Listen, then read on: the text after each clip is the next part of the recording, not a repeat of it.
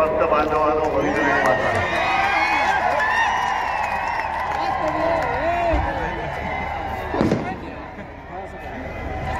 काय बोलू मी तुमच्या प्रेमाने भारावून गेलेलो आहे. पण एका गोष्टीचा मला अभिमान आहे, मी मराठी मातेचा आणि मराठी मातीचा आशीर्वाद घेऊन दिल्लीच्या हुकुमशाही विरुद्ध लढायला उभा राहिलेलो आहे. आणि दिल्लीश्वरांना जे वाटतंय या उद्धव ठाकरे काही करू शकत नाही. तुम्हाला हा महाराष्ट्र माती खायला लावल्याशिवाय राहणार नाही. मी तमाम माझ्या या बांधवांच्या मातांच्या समोर सांगतोय. ओम राजे, आता ओम राजे, ओम दादा, त्याला मी हाताने आले तुरे म्हणतो. 7 तारखेनंतर मी तुला इथून पळवणार आहे. अरे कुठे ऐका, 7 तारखेनंतर ओम दादाला पळवणार आहे आपल्या बाकीच्या मतदारसंघात प्रचार करायला. कारण नुसतं ओम दादा नाही, इथं भडकलेले मशाल आहे. आणि भडकलेली मशाल आणि तुम्ही सगळे जण दिल्लीचं हुकुमशहाचं तख्त जाळून टाकल्याशिवाय राहणार नाही, हा मला आता आत्मविश्वास आहे. आणि मी इथे आलोय तो ओम दादाच्या निष्ठेवरती, कैलासदादाच्या निष्ठेवरती, तमाम तुमच्या सगळ्यांच्या निष्ठेवरती आणि ओम दादा कैलासदादा यांच्या कामाच्या जोरावरती मत मागायला मी आलेलो आहे. तुमचा आशीर्वाद घ्यायला आलेलो आहे. मी ते जुगाड लावायला आलेलो नाहीये. काय तुमची मतं, तुमचे आयुष्य म्हणजे जुगाड. 400चा जुगाड लावलाय. हे सगळे लोक काय जुगारी आहे. विषय सगळे तुम्हाला माहिती आहे. आणि निवडणूक खरोखर ज्याला म्हणतात ना की जनतेने हातात घेतले, तशी तुम्ही सगळ्यांनी ही निवडणूक हातात घेतलेली आहे. आणि हे सगळे दृश्य बघितल्यानंतर, आणि इकडे सुद्धा आहेत निवडणूक आयोगाचे कॅमेरामॅन आहेत, चॅनल आहेत, अमित शहाचे गुप्तहेर इकडे तिकडे फिरत असतात. त्या गुप्तहेराने सांगतो आमच्याकडे गुप्त काही नाही आहे, तो सगळं उघडा बाजार आहे, उघडा कारभार आहे, बाजार नाही कारभार. मोदीजी काल परवाकडे त्यांनी एक मुलाखत दिली, पाहिली तुम्ही? पाहिली का? मी नाही पाहिली. पण मला अनेक जणांनी मेसेज केले की मोदींना तुमचं प्रेम आलंय. हे कसं काय? मी म्हटलं मलाही त्यांच्याबद्दल प्रेम आहे, पण मोदींचं प्रेम एवढं उतू गेले. त्यांनी सांगले की हा शिवसेना प्रमुखांचा मुलगा आहे, त्याच्याबद्दल मला प्रेम आहे, आस्था आहे. मी जेव्हा हॉस्पिटलमध्ये होतो तेव्हा ते माझी विचारपूस करायचे. आता एवढ्या खोलामध्ये मी काही जाण्याची गरज नाहीये, कारण पुरावा कोण कोणाला देणार. पण मोदीजी जर काही खरं असेल की तुम्ही माझी प्रेमाने जेव्हा आस्थेवाईकपणाने चौकशी करत होतात, हे तुमच्या खालच्या माणसात माहित नव्हतं काय? जरा सगळेच बसा, बसू दे इकडे, बसा, इकडेच बसा, इकडेच बसा, इकडेच बसा. हा बस बस बस बस बस बस बसा.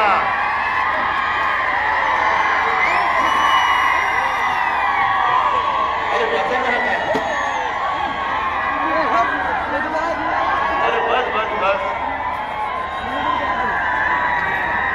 अरे बसा.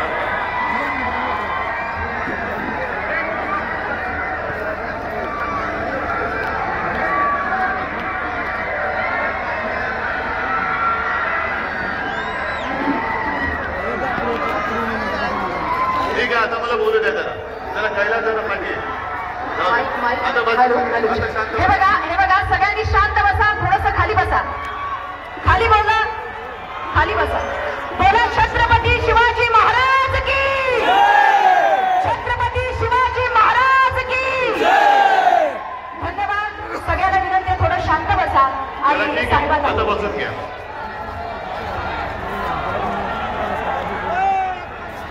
मी मोदींच्या माझ्यावरच्या प्रेमाबद्दल बोलत होतो. आता खाली बस, आता खाली बस, आता खाली, आता बस बस बस बस, आता बस, आता बस, आता शांत बस सगळे. तुम्ही शिवसैनिक आहात ना, हा आता शांत बसायचा. जो ओरडेल तो शिवसैनिक नाही.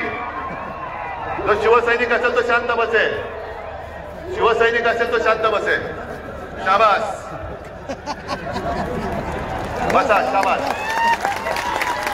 तर मी मोदीजींना सांगतोय की तुम्ही एवढ्या प्रेमाने माझी चौकशी करत होतात. मी हॉस्पिटलमध्ये होतो. शिवसैनिक आहेस ना, शांत बसायचं. तुम्हाला कल्पना होती की माझं असं विचित्र ऑपरेशन झालं होतं की मी खांद्यापासून खालपर्यंत हलू शकत नव्हतो आणि तुम्ही माझी चौकशी करत होता. पण ही चौकशी तुम्ही जे करत होतात ते तुमच्या खालच्या माणसाला माहित नव्हतं का? ते तुम्ही कोण म्हणालात मगाशी, उपमुख्यमंत्री. आणि एका बाजूला तुम्ही माझी चौकशी करताना हे तुमच्या आत्ताचे झालेले पाव मुख्यमंत्री आहेत देवेंद्र फडणवीस आणि आमच्यात ते गद्दार हे रात्री गाठीभेटी करत होते. याचं सरकार कसं पाडायचं, याचे हातपाय हालत नाहीत. याला तर खाली खेचला पाहिजे. म्हणून तुम्ही ही सगळी नालायक माणसं, माझी शस्त्रक्रिया झाली असताना सरकार खाली खेचण्याचं कटकारस्थान करत होते. मोदीजी, तुम्हाला माहित नाही तुमचे चेहऱ्याचे पाटे खाली काय करतात? आणि आज तुम्ही जे काय माझ्यावरती बोलताय, प्रेम आलं, ते उद्धव ठाकरेंवरती कधी काही संकट आलं तर मी धावून जाईन. मोदीजींनी पण सांगतो, तुमच्यावरती कधी संकट आलं तर उद्धव ठाकरे सुद्धा धावून येईल. फक्त तुम्ही संकट म्हणून महाराष्ट्रावरती आणि देशावरती आलाय ते तुम्हाला स्वतःला आवर घाला. 2014 साली आज जे तुम्ही सांगताय की उद्धव ठाकरेंनी बाळासाहेबांचे विचार सोडले, उद्धव ठाकरेंनी हिंदुत्व सोडलं. 2014 साली मी इथेच तुळजाभवानीच्या दर्शनाला, तुळजाभवानीचा आशीर्वाद घ्यायला आलो होतो. आणि घरी गेल्यानंतर संध्याकाळी एकनाथ खडसेंचा फोन आला की उद्धवजी, आम्ही आता ठरवलं, आम्हाला वरनं आदेश आलाय की आपली युती आता यापुढे ठेवायची नाही, शिवसेनेबरोबरची युती तोडायची. मोदीजी, तुम्हाला तेव्हा माहित नव्हतं की शिवसेना आणि भारतीय जनता पक्षाची युती तोडली जाते? तुम्हाला माहित नव्हतं? मग तुम्ही जे आज काय बोलतात ठिकठिकाणी जात आहे. व्यासपीठावर कोणी असला, अरे मी अभिमानाने सांगतो की ओम राजेला मत म्हणजे मला मत, पण मोदी ज्यांचं सांगतायत तो पलीकडचा प्रज्वल रेवण्णा, नाव ऐकलं? त्याचे अनेक व्हिडिओ असे बाहेर आलेले आहेत आणि मोदी सांगतात याला मत म्हणजे मोदीला मत. मग 14 साली तुम्ही युती तोडली, तुम्हाला माहिती नव्हतं उद्धव ठाकरे कोण आहे? 19 साली तुम्ही युती तोडली, युती नाही तोडली. ज्या बाळासाहेबांचं कर्ज तुम्ही मानता आहात की बाळासाहेबांचं माझ्यावरती म्हणजे त्यांच्यावरती मोठं कर्ज आहे. एक तर नुसतं बाळासाहेब म्हणू नका, त्यांना हिंदू हृदय सम्राट म्हणाल. हिंदू हृदय सम्राट नाही, हिंदू हृदय सम्राट बोलायला जी काढ चालते तुमची. आणि त्या हिंदू हृदय सम्राटांचं तुमच्यावरती कर्ज आहे हे जर माहिती आहे तर त्याच बाळासाहेबांच्या खोलीमध्ये तुमच्या अमित शहाने दिलेलं वचन हे मोडताना तुम्हाला माहित नव्हतं? अरे मी तुळजाभवानीची शपथ घेतली, माझ्या आई वडिलांची शपथ घेतली की अमित शहानी बाळासाहेबांच्या खोलीत, ज्याला आम्ही मंदिर मानतो, त्या खोलीमध्ये मला शपथ घेऊन त्यांनी सांगितलं होतं की मी शब्द देतो 2.5 वर्षाचं मुख्यमंत्रीपद हे शिवसेना भाजपमध्ये वाटलं जाईल. तो शब्द तुम्ही मोडला आणि उलट मला खोटं ठरवायला निघालात. मग मगाशी ओमराजेंनी जे काही प्रश्न मांडले, अंबादासनी जे मांडले, त्या प्रश्नाची उत्तरं दिल्यानंतर तुम्ही ठरवायचं खोटं पण बोलतोय. मी तुम्हाला सांगितलं होतं त्यावेळेला, मी मुख्यमंत्री नव्हतो, की मी शेतकऱ्यांना कर्जमुक्त करून दाखवलं होतं की नव्हतं? 10 रुपयामध्ये शिवभोजन देऊन दाखवलं की नाही दिलं? कापसाला सोयाबीनला भाव दिला होता की नव्हता? सगळे बाहेरचे उद्योग मी माझ्या राज्यात आणत होतो की नव्हतो? या सगळ्याचं उत्तर होय, नक्की. आता मोदी गॅरंटी, शेतकऱ्याचं उत्पन्न दुप्पट झालं, 2 कोटी रोजगार मिळाले, तुम्हाला पीक विमा मिळाला, सगळ्यांना घर मिळालं. मग खोटं पण बोलतोय उद्धव ठाकरे. एका बाजूला बोललो ते मी करून दाखवलंय, आणि मोदींनी जे बोलले ते काय त्याचा पत्ताच नाही. म्हणून मी त्यांना जे एक नाव ठेवलेलं आहे, हे मोदी सरकार नाही, हे गजनी सरकार आहे. कारण 14 साली काय बोलले ते 19ला आठवत नाही, 19ला काय बोलले ते 24ला आठवत नाही. पण मोदीजी तुम्हाला एक सांगतो, ही जी जनता आहे, ओमराजे तू जे म्हणाला की क्षुल्लक काम, अरे असेल, तुम्हाला इतर वेळेला क्षुल्लक वाटणारी माणसं आज त्यांच्या समोर तुम्ही का झोपतायत, का भीक मागताय मताची? आता तुमची पाळी, आता आहे ना ते आली रे आली. आणि मग तुम्ही काय करायचं? तुम्ही सिंगम व्हायचं, काय बोलायचं? आता माझी, आता सटकली, आता नाही तुला मत देणार. आली रे आली, माझी पाळी आली, आणि आता माझी सटकली, आता तुला इथून सटकवणार. 5 वर्ष झाली, 10 वर्ष झाली. तुम्हाला काय वाटतं? सगळी बघा इकडे जे माणसं बसलेली आहेत, कच्चून भरलंय. हे एवढं कधी भरलेलं असतं का मोदींच्या सभेला? आणि माझं म्हणणं आहे, एवढं कधी मोदी आणि अमित शहाच्या मध्ये हिंमत आहे का एवढ्या जवळ लोक येऊन यायला? मी येतोय कारण मला माहितीये इथला प्रत्येक जण मला आशीर्वाद द्यायला आलेला आहे, प्रत्येक जण आशीर्वाद द्यायला आलाय. आणि म्हणूनच आज त्यांच्या पोटामध्ये पूर्ण आलेलं आहे. तुमच्याकडे 4 दिवसापूर्वी येऊन गेले, बोलले ना, आले होते ना, ठीक आहे. आपण सुद्धा म्हणतो जय श्रीराम, बजरंगबली की जय, बोलतो ना आपण. पण आपली दुसरी गोष्ट काय? परत हा आपला प्राण आहे, हा आपला प्राण आहे. आणि मोदीजींना मी 4 दिवसापूर्वी, म्हणजे तुमच्याकडे धाराशिवला सभा घ्यायला येण्याच्या आधी मी जाहीर सभेत त्यांना सांगितलं होतं, जाहीर सभेत सांगितलं होतं की मोदीजी तुम्ही उद्या धाराशिवला चालला. तुमचे फोटो आम्ही पाहिले, समुद्राच्या तळाशी जाऊन द्वारकेमध्ये पूजा केली त्यांनी, समुद्राच्या तळाशी जाऊन बुडाला, म्हणजे उद्याची प्रॅक्टिस केली त्यांनी. बुडायचं तर कसं बुडायचं? पण धाराशिव मध्ये आला जाता तुम्ही तर माझ्या तुळजाभवानीचं दर्शन घ्यायला जा. गेले होते? हो. त्यांना मी आणखीन एक गोष्ट सांगितलेली की मोदीजी तुम्ही धाराशिव मध्ये जातात, तुमचं जो कोणी भाषण लिहून देणार आहे त्याला सांगा की मला आई तुळजाभवानीबद्दल जरा 2 शब्द लिहून दे, म्हणजे वाचून मी बोलू शकेन. बोलले. आणि त्यांना हे मी सांगितलं होतं की जर तुम्ही बोललात तर तुमचा घरगडी जो निवडणूक आयोग आहे त्याला सांगा शिवसेनेच्या मशाल गीतातलं जय भवानी जय शिवाजीला तो आक्षेप घेतलाय तो मागे घे. कारण काय वाटेल ती कारवाई करण्याची हिंमत असेल तर करून दाखव. मी जय भवानी जय शिवाजी सोडणार नाही. आणि आजच तुमच्या साक्षीने सांगतो, आई तुळजाभवानीच्या साक्षीने सांगतोय, निवडणूक आयोगाने जर का शिवसेनेवरती कारवाई करण्याचं ठरवलं तर याद राखा, उद्या आमच्या इंडिया आघाडीचं सरकार येत आहे. जो कोणी माझ्या जय भवानीला आक्षेप घेणार असेल त्याला काय करायचं हे मी बघितल्याशिवाय राहणार नाही. एक तर जय भवानी बोला, आणि जर जय भवानी तुम्ही बोलला नाही तर आमचा जो एक संशय तो पक्का मनात माझ्या महाराष्ट्राबद्दल आकाश आहे हे आम्ही नक्की समजू. अरे आज तुम्हाला एवढ्या सभा घेण्याची वेळ येते, का लागते गरज? 14 साली 19 साली कधीतरी मोदीजी तुमच्या जिल्ह्यात आले होते? महाराष्ट्रामध्ये किती सभा घेतल्या होत्या?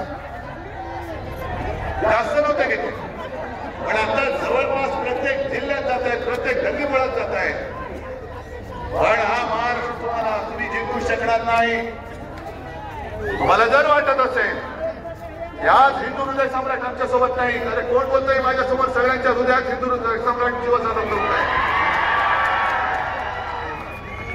आणि जसं त्यावेळेला तो औरंगजेब, अरे त्याचाही जन्म गुजरातमध्ये दाहोदमध्ये झालेला. आता मी काय करू त्याला?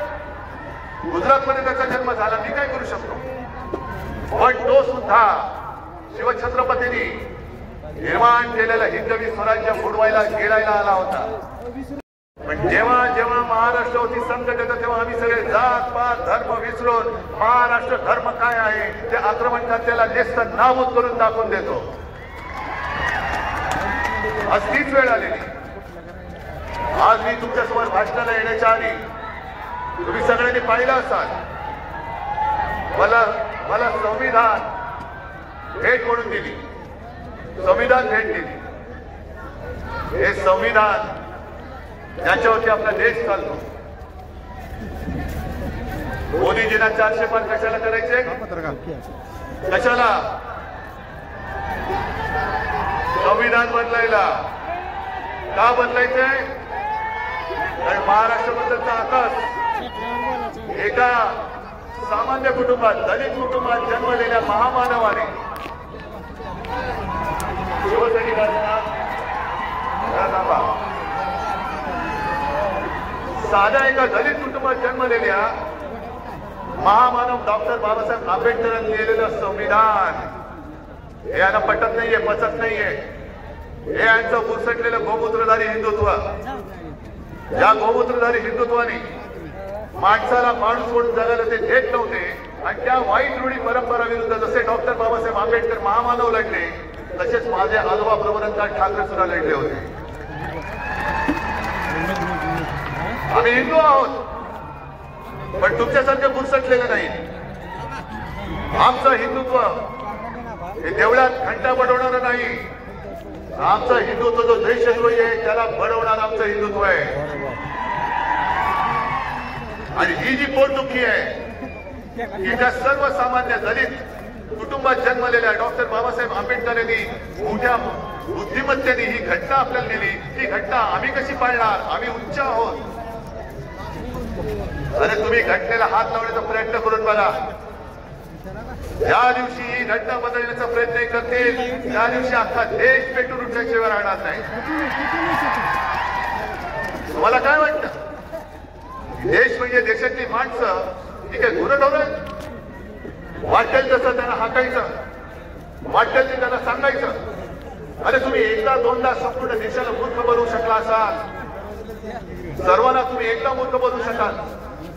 काही जणांना तुम्ही सदैव मूर्ख बनवाल, जे तुमच्या अंधभक्त आहे त्यांना तुम्ही सर्वदा मूर्ख बनवाल.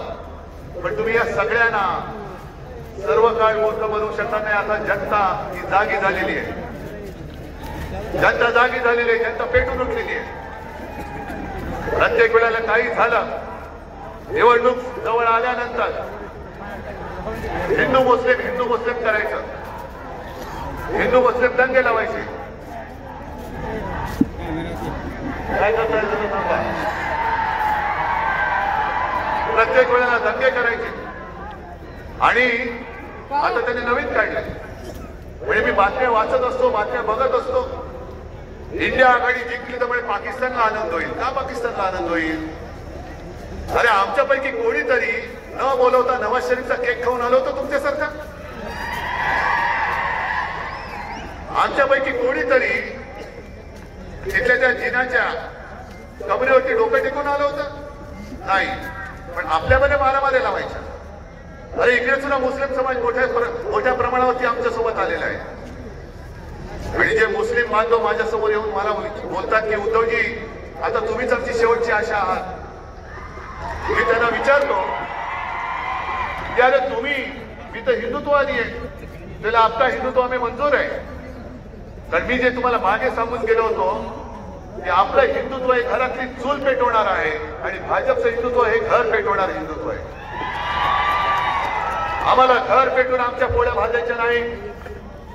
मोदीजी, तुम्ही जर का मतं मागणार असाल तर काँग्रेसने 70 वर्षात काय केलं बघितलं म्हणून तुम्हाला निवडून दिलं होतं. विशेष म्हणजे दोन्ही वेळेला शिवसेना तुमच्या सोबत होती. 70 वर्षात काँग्रेसने काही केलं नव्हतं म्हणून लोकांनी तुम्हाला निवडून दिलं होतं. आता लोक म्हणतात काँग्रेस बरी काहीतरी केलं होतं आणि जे केलं होतं ते तुम्ही विकून टाकलं. पण एक गोष्ट नक्की, आता तुमचे जे काही तुमच्या मनाचे प्रश्न आहेत की तुमचं उत्पन्न दुप्पट नाही झालेलं, तुमच्या मुलाला नोकरी नाही, सगळे जे काही विल्हेवाट लावलेली ती सगळी आहे. खात्यामध्ये 15 लाख आले पण भाजपच्या खात्यात किती आले? 10,000 कोटी. मार्जिनिंग कोणाचे आले? आणि तुमच्या माहितीसाठी सांगतो की जर कोर्टाने यांचं टाळकं सटकवलं नसतं, यांचं भांडं फोडलं नसतं तर आणखी 10,000 कोटी रुपयांचे रोखे छापून तयार होते. त्यांची ऑर्डर त्यांनी दिली होती. मग आता मला सांगा, इथे व्यासपीठावरती काँग्रेसची लोक पण आहेत. काँग्रेसच्या खात्यामध्ये किती आहेत पैसे? काही शेकडा कोटी असतील. ते सुद्धा यांनी फ्रीज करून टाकले होते. आणि भाजपच्या खात्यात किती? 10,000 कोटी. म्हणजे काँग्रेसने 70 वर्षात काही नाही केलं ते यांनी 2.5 वर्षात केलं होतं की नव्हतं? बरोबर ना? मग देशाला कोणी लुटलं? भाजप. आणि आता तुम्ही जे बोललात ना, मी काल काय झालं, मी सिंधुदुर्गात गेलो होतो. सिंधुदुर्गामध्ये सुद्धा एक तर पंचायत अशी झालेली आहे की मोदीजी जे बोलले की हे काँग्रेसवाले, इंडिया आघाडीवाले तुमची सगळ्यांची संपत्ती ही लुटतील आणि ज्याला मुलं जास्त आहेत त्याला ते देतील. काय भाषा? म्हटलं अहो मोदीजी, तुम्हाला राजकारणात बोर होत नाही त्याला आम्ही काय करू? आमचा दोष आहे? आमची मुलं तुम्हाला कडेवर घेऊन फिरवावी लागतात, याला मत द्या, याला मत द्या, याला. अरे तुमचं बोर कुठे आहे? तुमच्या राजकारणात तुम्हाला बोलच नाही. सगळे गद्दार आणि टार्गेट पोरं सगळी जमवलेली आहेत. सिंधुदुर्गात गेलो होतो, तिथले आपले गद्दार माहिती तुम्हाला. त्याने मला धमकी दिली होती. कोकणात येऊनच दाखव. यांच्या विरुद्ध बोललं तर परत जाऊन दाखव. अरे मी जाऊन उभा राहिलो, म्हणजे मी उभा इकडे या, हिंमत असेल ये, तुला गाडून जातो की रे बघ.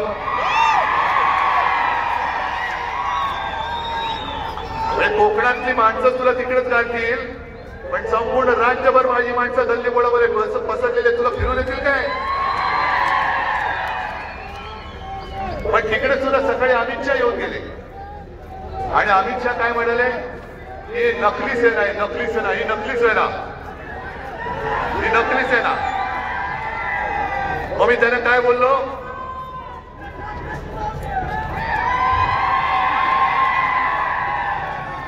मी काल जे बोललो ते पुन्हा सांगतो, कारण काल ऐकलं नसेल, त्यांचे गुप्तहेर आले नसतील तर आज परत बोलतो. जे माझ्या या शिवसेनेला नकली म्हणतात ते बेअकली आहेत,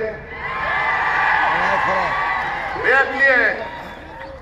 अरे तुम्ही सगळी भेकड माणसं, ही अशी तुमच्याकडे संपत्ती आहे? हेच माझे निवडणूक रोखे, हे माझं वैभव आहे, ही माझी संपत्ती आहे. आणि आपल्याला सरकार का आणायचंय की आपण नुसतं रडगाणं नाही गायचं. कांदा निर्यात बंदी कधी उठणार? अरे पहिले सरकार उठाव, पहिलं ते केंद्रातलं सरकार उठवा. कांद्याची निर्यात बंदी आम्ही उठवून देतो तुम्हाला. कांदा निर्यात बंदी कधी उठणार? शेतकऱ्याला हमी भाव कधी मिळणार? जीएसटीचा छळ कधी थांबणार? शेतकऱ्याच्या बी बियाण्यावरती जीएसटी आहे, खतावरती जीएसटी आहे, वीज पंपावरती जीएसटी आहे, शेतकऱ्याचं जे शेततळ आहे त्याच्यावरती जे प्लास्टिक असतं त्याच्यावरती जीएसटी आहे. नुसतं रडायचं? मी तुम्हाला वचन देतोय, इंडिया आघाडीचं सरकार आल्यानंतर शेतकऱ्याला जे शेतीसाठी आवश्यक अवजारं आणि बी बियाणं कीटकनाशक असतील आहेत त्याच्यावरचा जीएसटी मी पूर्ण माफ करून तुम्हाला देईन.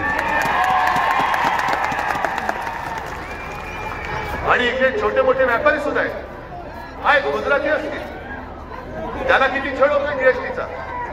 एक जर का कधी हप्ता त्यांचा भरायचा चुकला, एक हप्ता भरायचा चुकला की लगेच धाड पडते आणि तुरुंगात टाकलं जातं. मी त्या छोट्या मोठ्या व्यापाऱ्यांना सुद्धा सांगतोय की आम्ही त्या जीएसटीच्या कर प्रणालीमध्ये बदल करू आणि तुमच्यावरती जो कर दहशतवाद चालू आहे तो सुद्धा आम्ही नष्ट करून टाकू. आणि सगळ्यात महत्वाचं म्हणजे नुसतं आपण जे बोलतोय, महाराष्ट्रातले उद्योग यांनी गुजरातला नेले, बल्क ट्रक माल गुजरातला नेला, मेडिकल डिव्हाइस पार्क संभाजीनगर मध्ये होणार होता गुजरातला नेला, मुंबईचा हिरे बाजार गुजरातला नेला, मुंबईत होणारं आर्थिक केंद्र गुजरातला नेलं. हे त्यांनी आजपर्यंत जे महाराष्ट्राला लुटलंय. म्हणून मी जे मागे काल आणि रोज बोलतोय, अरे आमच्या शिवछत्रपतींनी सुरत लुटली होती आणि सुरतेचे हे दोन व्यापारी शिवछत्रपतींचा महाराष्ट्र लुटताय. मी मुख्यमंत्री होतो तेव्हाची हिंमत नव्हती महाराष्ट्र लुटायची. पुन्हा सरकार आल्यानंतर महाराष्ट्राची लूट तर मी थांबविनाच, पण महाराष्ट्राचं लुटलेलं वैभव मी पुन्हा नव्याने तुम्हाला उभं करून देईन. नुसतं मुंबईमध्येच नव्हे, माझ्या धाराशिवमध्ये, माझ्या प्रत्येक जिल्ह्यामध्ये मी माझ्या इथल्या तरुणींना जिल्ह्यातल्या जिल्ह्यात रोजगार उपलब्ध करून देण्यासाठी मी प्रयत्न करणार आहे. आता ओमराजे तुम्ही जी काही कामं धडाधड सांगितली, मेडिकल कॉलेज असेल, अरे तिथं जसं मोदी म्हणतात की हे तो ट्रेलर आहे, मग 2.5 वर्षात आम्ही केलं ते काय होतं? मग 5 वर्ष माझं सरकार राहिलं असतं तर काय झालं असतं महाराष्ट्राचं? बरं झालं असतं ना. आणि मोदी जे म्हणतात ट्रेलर आहे, ते 10 वर्षापूर्वी गॅसची किंमत काय होती, पेट्रोलची काय होती, डिझेलची काय होती, तुम्हाला मिळणारा भाव काय होता, कमी काय झाले, जास्त काय झाले ते बघा. आणि हा ट्रेलर असेल तर पुढचा पिक्चर बघायचं तुम्हाला. 10 वर्षात जेवढ्या शेतकऱ्यांनी आत्महत्या केल्या, हा जर का ट्रेलर असेल तर पुढच्या 5 वर्षात आणखी होणाऱ्या आत्महत्या तुम्हाला बघायच्या. या ट्रेलर वाल्यांना आता पॅक करून द्या. तुम्ही आमच्या महाराष्ट्रातले सगळे उद्योगधंदे जसे गुजरातला नेले, तुम्ही माझ्या शिवसेनेतले गद्दार जसे गुजरातला नेले, आता तुम्ही आमच्यावरती संकट म्हणून आलाय. तुम्ही सुद्धा गो बॅक, तुम्ही सुद्धा गुजरातला परत जा. महाराष्ट्रामध्ये तुमचं काम नाही. हा महाराष्ट्र स्वाभिमानी आहे. हे महाराष्ट्राची अस्मिता संपवायला निघाले, महाराष्ट्राचा अभिमान चिरडायला निघाले.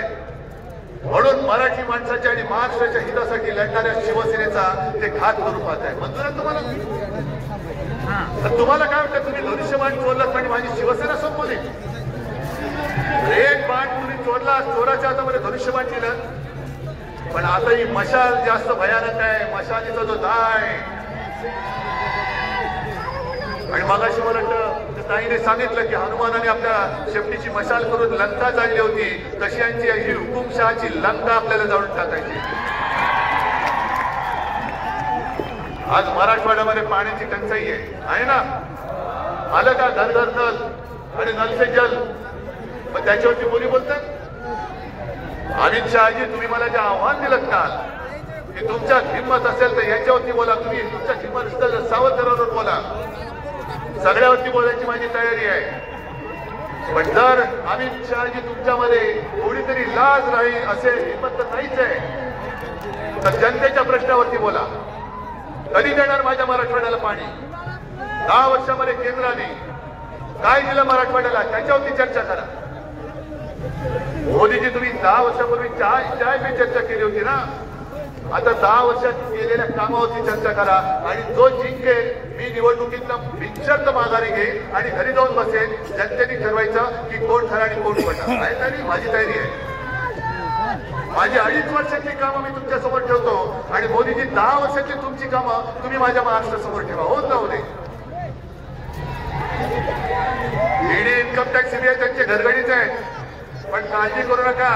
4 जून नंतर ते सगळे घरगडी आपल्याकडे येणार आहेत. आणि मग ज्याने माझ्या शिवसैनिकाला सतवलंय त्याचा एकेकाचा हिशोब मी चुकता केल्याशिवाय राहणार नाही. व्याजा सकट परत करी, व्याजा सकट परत करी. आज जे शेतकरी आले, शेतकरी किती आहे? सगळेच शेतकरी आहेत. जरा नाही थांबा, सगळ्यांनी हात वर करा आणि जरा आजूबाजूला बघा. सगळ्यांनी मान फिरून बघा. तुम्ही एकटे असताना दोन हात तुमच्या सोबत आहेत, पण एवढे एकत्र आल्यानंतर किती हात झाले बघा. अरे एवढे हात हे सरकार उचलून टाकू शकत नाही.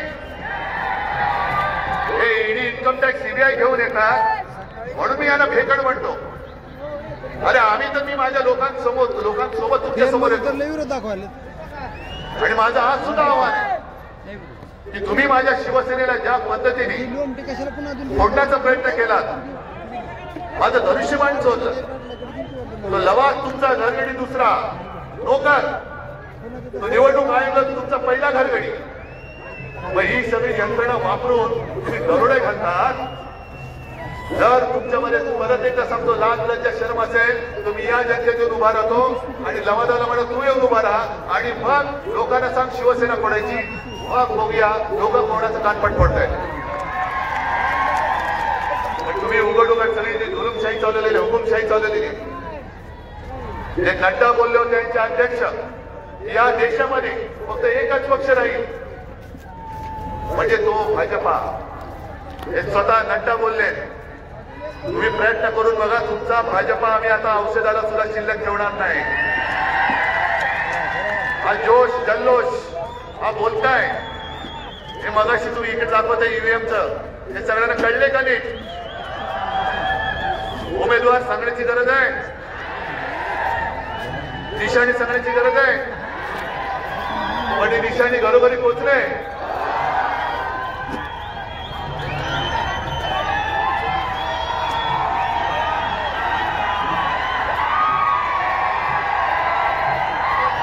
दादा इकडे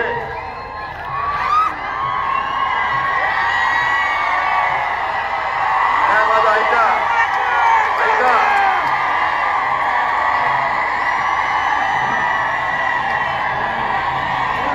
आता 2 मिनिटं माझा ऐका. नुसता जल्लोष नकोय, मला वचन पाहिजे. ही जागा किती मताने त्यांनी निवडून देणार? अजून समोरच्याचं डिपॉझिट जप्त करून तुम्ही मला होमदादाने निवडून देणार? पण त्याच्या हातात मशाल देऊ? तुम्ही हातात मशाल घेतले? ही मशाल हुकुमशाहीला धाडेल. मग एकदा जोरात नारा द्या, जय भवानी, जय भवानी.